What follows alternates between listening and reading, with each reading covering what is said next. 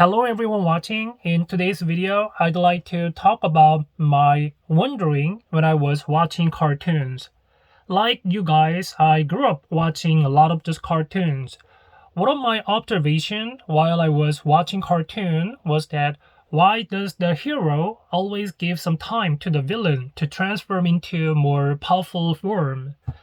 Doesn't it make sense for the hero to stop them transforming? Yeah, it is just giving them time to relent their special force, which is an ultimate power. If they just stop them transforming into a different version, then it might be easier for the hero to maintain the peace for the world. Yeah, that is the question I had, but now I slightly start to understand why the hero behaves like that. So I'm gonna just take an example of it. I'm not sure whether it's gonna be a proper analogy for the dynamic, but yeah, raising a child might be very similar. I'm like a hero, and yeah, just assume that my baby like a villain, and for a baby, turning into non-stop crying is like using a special force by the villain. When my baby is sleeping on the bed and I usually take a wait and see approach when she starts to move lightly. It can be seen as a sign of her, yeah, about to cry in the near future, but as a person who is taking care of her, I always hesitate whether I have to intervene in or not. Do I have to step in order to stop her just moving? And does it just make the situation worse? And what about she goes into full-blown crying because of me? So due to that, when she is about to move her hand and leg very slightly and frowning, I usually go nearby her and just looking at her face. Oh, are you going to cry?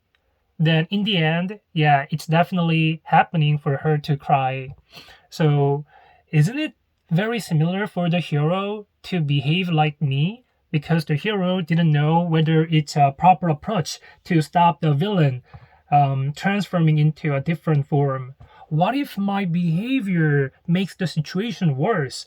This is gonna be the thought of the hero in the cartoon, I guess. And I don't know whether my story would bring some comfort to parents out there.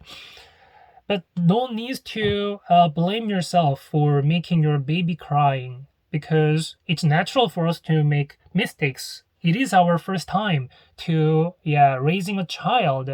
We are just learning as we go, and in the end, we might not be just clumsy about our baby.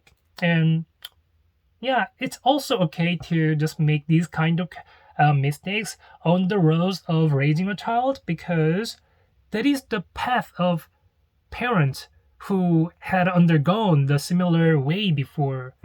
And it is the way of us growing as a good parent in the future, I guess.